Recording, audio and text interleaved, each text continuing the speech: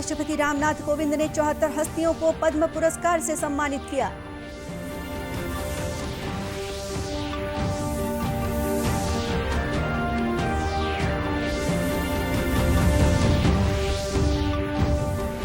प्रधानमंत्री 1 अप्रैल को विद्यार्थियों, अध्यापकों और अभिभावकों के साथ करेंगे परीक्षा पे चर्चा।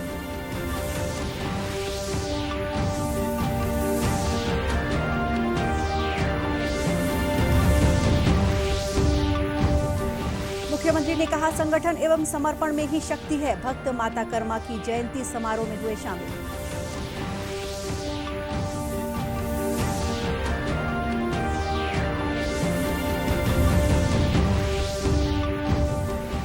और भिलाई में राज्य स्तरीय बॉक्सिंग प्रतियोगिता का आयोजन। अलग अलग वर्ग के 320 खिलाड़ी हुए शामिल।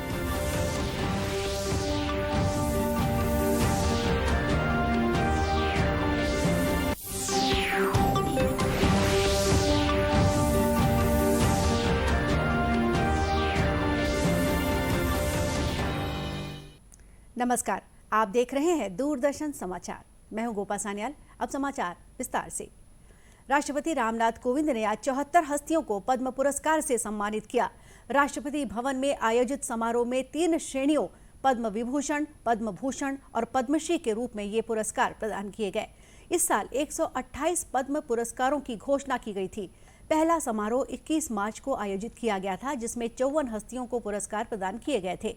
इस साल 4 पद्म विभूषण, 17 पद्म भूषण और 107 पद्मश्री पुरस्कारों की घोषणा की गई है। आज आयोजित समारोह में उत्तर प्रदेश के पूर्व मुख्यमंत्री कल्याण सिंह मरणोपरांत तथा शास्त्रीय गायिका प्रभा आत्रे को पद्म विभूषण से सम्मानित किया गया।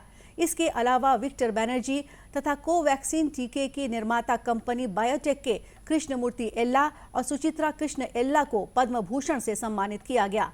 इसी तरह टोक्यो ओलंपिक स्वर्ण पदक विजेता नीरज चोपड़ा, गायिका सुलोचना चौहान, गायक सोनू निगम आदि को भी पद्म पुरस्कार प्रदान किया गया। प्रधानमंत्री नरेंद्र मोदी 1 अप्रैल को नई दिल्ली के ताल कटोरा स्टेडियम में परीक्षा पे चर्चा कार्यक्रम में विद्यार्थियों, अध्यापकों और अभिभावकों के साथ बातचीत करेंगे। वे उनसे तनाव मुक्त परीक्षाओं के बारे में चर्चा करेंगे। श्री मोदी ने ट्वीट में परीक्षार्थियों, अभिभावकों और अध्यापकों से इस कार्यक्रम में शामिल होने का आग्रह किया।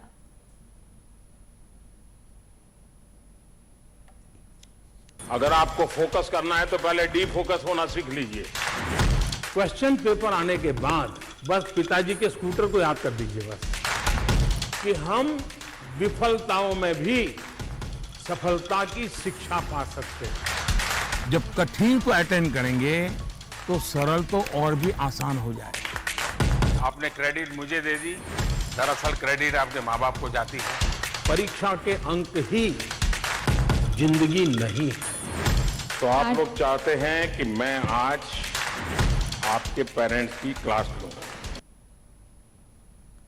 परीक्षा पे चर्चा आपसी बातचीत का कार्यक्रम है, जिसमें देश और विदेश के विद्यार्थी, अभिभावक और अध्यापक प्रधानमंत्री से परीक्षा के तनाव से उबरने और जीवन को उत्सव के रूप में मनाने के बारे में बातचीत करते हैं। इस कार्यक्रम के लिए कक्षा 9 से 12 तक विद्यार्थियों, अध्यापकों और अभिभावकों का चयन ऑनलाइन प्रतियोगिता के माध्यम से किया जाता है। प्रमोद सावंत ने दूसरी बार गोवा के मुख्यमंत्री पद की शपथ ली। राज्यपाल PS श्रीधरन पिल्लई ने श्यामा प्रसाद मुखर्जी स्टेडियम में पद और गोपनीयता की शपथ दिलाई। श्री सावंत के साथ भाजपा के 8 विधायकों ने भी मंत्री पद की शपथ ली। हांव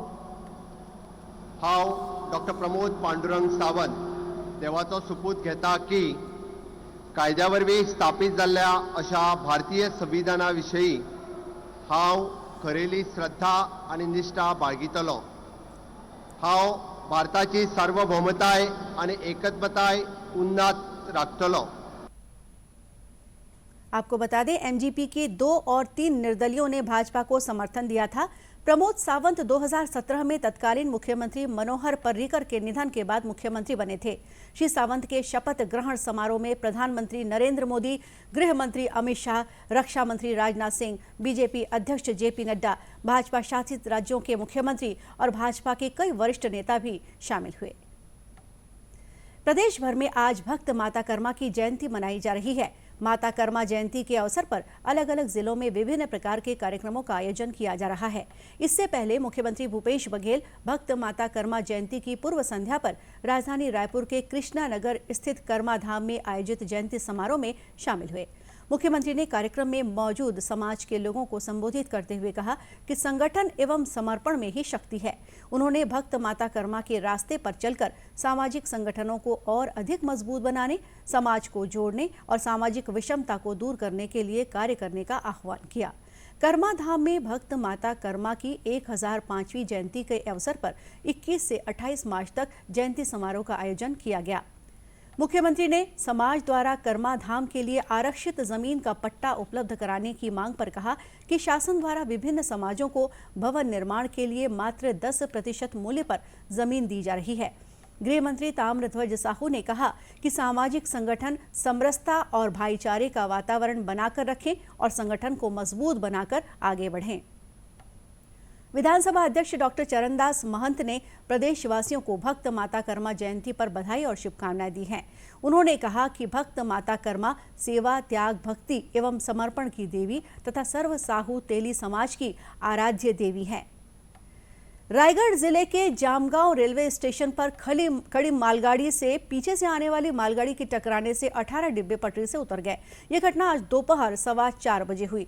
तकनीकी कारणों से ये दुर्घटना होने की बात कही जा रही है। हालांकि इस घटना में किसी के हताहत होने की खबर नहीं है। समाचारों का सिलसिला आगे भी जारी रखेंगे। फिलहाल लेते हैं एक छोटा सा ब्रेक।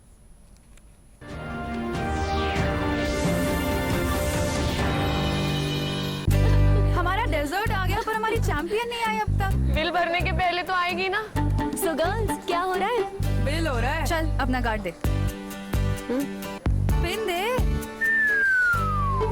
RBI कहता है अपना पिन, OTP, CVV या इंटरनेट बैंकिंग पासवर्ड किसी को ना दे। ऑनलाइन बैंकिंग सिर्फ अपने ही कंप्यूटर, मोबाइल और सिक्योर नेटवर्क से करें। हाँ, ये खाने की चैंपियनशिप थी क्या?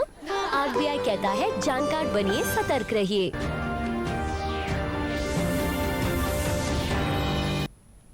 ब्रेक के बाद एक बार फिर स्वागत है आपका दूरदर्शन समाचार में। छत्तीसगढ़ खादी तथा ग्रामोद्योग बोर्ड द्वारा पंडरी स्थित छत्तीसगढ़ हाट परिसर में 10 दिवसीय राज्य स्तरीय खादी तथा सिल्क प्रदर्शनी का आयोजन किया गया है। रविवार को खादी ग्रामोद्योग बोर्ड द्वारा खादी एवं कोसा सिल्क परिधानों पर आधारित फैशन शो का आयोजन किया गया। इस फैशन शो में छत्तीसगढ़ के प्रसिद्ध युवा मॉडल्स ने खादी कोसा सिल्क से निर्मित पारंपरिक एवं इंडो वेस्टर्न परिधानों को प्रस्तुत किया।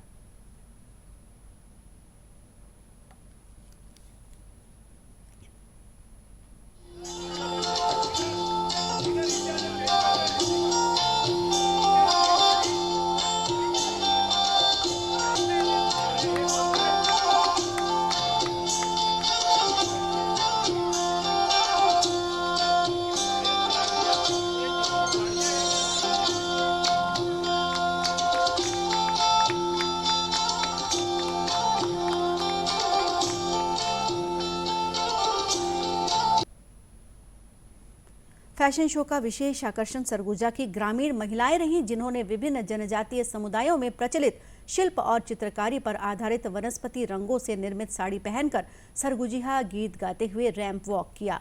किड्स मॉडल्स ने भी खादी के कपड़े पहनकर रैंप वॉक किया। खादी एवं ग्रामोद्योग बोर्ड की प्रबंध संचालक रेखा शुक्ला ने बताया कि लोगों को खादी के बारे में जानकारी देने के लिए यह आयोजन किया गया। ना केवल हम इंडस्ट्री लोगों को रोजगार देते हैं, बल्कि उनसे हम लोग अपनी संस्कृति को भी जिंदा रखते हैं और लोगों को उसके बारे में देखना चाहिए कि देश की संस्कृति ग्रामोद्योग में रहती है। जैसे कि जो दूर दूर के जो ग्रामीण क्षेत्र के लोग हैं उनको रोजगार भी मिलता है और उनकी कला को जिंदा रखना भी संभव हो सकता है। इसी उद्देश्य से हम लोगों ने 10 दिन की प्रदर्शनी रखी है और इसमें हम लोग बहुत सारे कार्यक्रम भी कर रहे हैं, लोकल नृत्य भी कर रहे हैं, डांस, ड्रामा, और आज हम लोगों ने फैशन शो का आयोजन करा जिसमें कि छत्तीसगढ़ी कपड़े का, जैसे कोसा टसर का के वस्त्र पहन रहे हैं वो लोग, और खादी के भी जो वस्त्र हैं वो उनको पहना रहे हैं। हम लोगों को दिखाना चाहते हैं कि ये सब वस्त्र रोज़मर्रा की ज़िंदगी में भी लोग अपना सकते हैं, और जिससे कि खादी जो है हमारे देश की संस्कृति और आज़ादी से जुड़ी है, तो उसको पहनना जो है वो हमारे लिए बहुत ही गर्व की बात है। खादी कपड़ों के फैशन शो के माध्यम से लोग खादी के नए डिजाइनर कपड़ों से रूबरू हुए। इस दौरान कलाकारों ने सांस्कृतिक कार्यक्रमों की रंगारंग प्रस्तुति भी दी। सामाजिक संगठन आस्था द्वारा भिलाई में दिव्यांगों के लिए सामूहिक विवाह कार्यक्रम का आयोजन किया गया। समाज कल्याण विभाग के सहयोग से आयोजित इस विवाह समारोह में प्रदेश भर के करीब 151 जोड़ों को परिणय सूत्र में बांधा गया। संगठन की तरफ से जोड़ों के लिए परिधान व मंगलसूत्र सहित गृहस्थी के सामान भी उपहार स्वरूप भेंट किए गए। आयोजकों ने बताया कि कार्यक्रम का मकसद दिव्यांगों को समाज की मूल धारा से जोड़ने के साथ ही उन्हें शासन की योजनाओं का लाभ दिलाना है। इच्छा थी ज़्यादा जोड़ों की शादी करनी थी, परंतु अभी हमने 151 जोड़े लिए हैं और आने वाले समय में हम और जोड़े बनाएंगे। पूरे दिव्यांग हैं जिन्हें पहले एक अभिशाप माना जाता था, आज देश विदेश में इन लोगों को एक बहुत सशक्त माना जा रहा है, क्योंकि जो जिनके हाथ पैर हैं उसके बावजूद वो जो काम नहीं कर पाते हुए एक दिव्यांग व्यक्ति करके दिखाता है। ये लोग गोल्ड मेडल भी लेकर आते हैं खेलकूद में। और हमारी सबसे जितनी भी संस्थाओं से यही अनुरोध रहता है कि हम जब इनके लिए विवाह परिचय सम्मेलन करते हैं, परिचय सम्मेलन के बाद जब हम विवाह करते हैं तो इनके जो जोड़े बनाते हैं, उन जोड़ों के साथ साथ जो शासन की जो योजना है उनके से भी हम उनको लाभान्वित कराते हैं समाज कल्याण विभाग से। ये अखिल भारतीय दिव्यांग युवक युवती का विवाह कराया जा रहा है। इस साल 151 जोड़ों का विवाह संपन्न कराया जा रहा है। ये 16वां साल है और ये पूरे भारत के इस साल जोड़े आए हुए हैं और सभी जाति धर्मों के जोड़े हमारे पास शादी कराई जा रही है। और इसमें भिलाई ग्रुप के जो भी मतलब सामाजिक संस्था है उनके द्वारा उन्हें गिफ्ट दिया जा रहा है और उनके सबके मेलजोल से ये युवा कार्यक्रम संपन्न किया जा रहा है।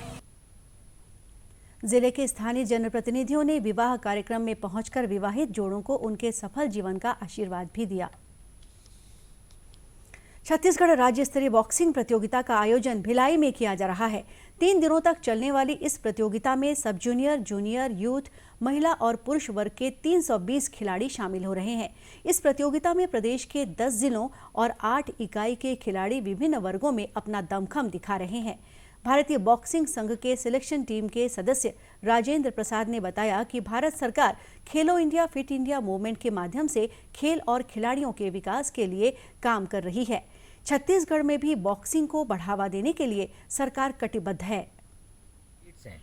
इस स्टेट्स में वो एक एसोसिएशन, एक क्लब खोलना चाह रही है। उसके लिए उन्होंने अपना आवेदन भी मांगा है और मैं सारा उनकी सराहना करता हूं कि अभी जो बॉक्सिंग के क्षेत्र में काफ़ी हमारे अचीवमेंट भी अच्छे हैं और आने वाले समय में हम और अच्छा करेंगे। इसके लिए भारत सरकार इंडिया कैंप भी लगाती है। इंडिया कैंप में जो फैसिलिटी जो देना चाहिए, अभी तो वर्ल्ड क्लास का फैसिलिटी वो दे रही है। इसलिए आप देख भी रहे हैं कि इसी के आधार पे हमारे मेडल भी अच्छे आ रहे हैं। पहले दिन हुई प्रतियोगिता में 33 से 35 किलो वर्ग में अविनाश महतो ने वाई वरुण को हराया। इसी तरह 33 से 37 किलोग्राम में करण कुमार, 37 से 40 किलोग्राम में वाई ईश्वर, 40 से 43 किलोग्राम में रौनक साव और 43 से 46 किलोग्राम में नरेश सिंह ने जीत दर्ज की। प्रतियोगिता का समापन 30 मार्च को भिलाई में होगा। और अब अंत में मुख्य समाचार एक बार फिर। राष्ट्रपति रामनाथ कोविंद ने 74 हस्तियों को पद्म पुरस्कार से सम्मानित किया।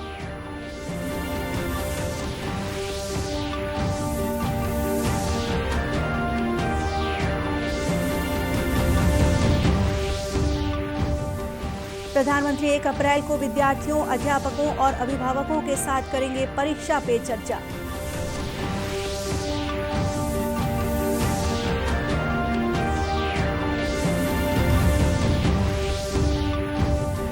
मुख्यमंत्री ने कहा, संगठन एवं समर्पण में ही शक्ति है। भक्त माता कर्मा की जयंती समारोह में हुए शामिल।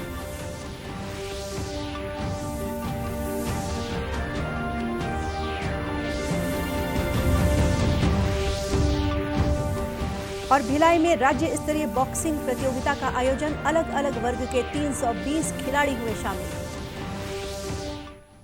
और इसी के साथ ये समाचार बुलेटिन यहीं समाप्त हुआ। नमस्कार।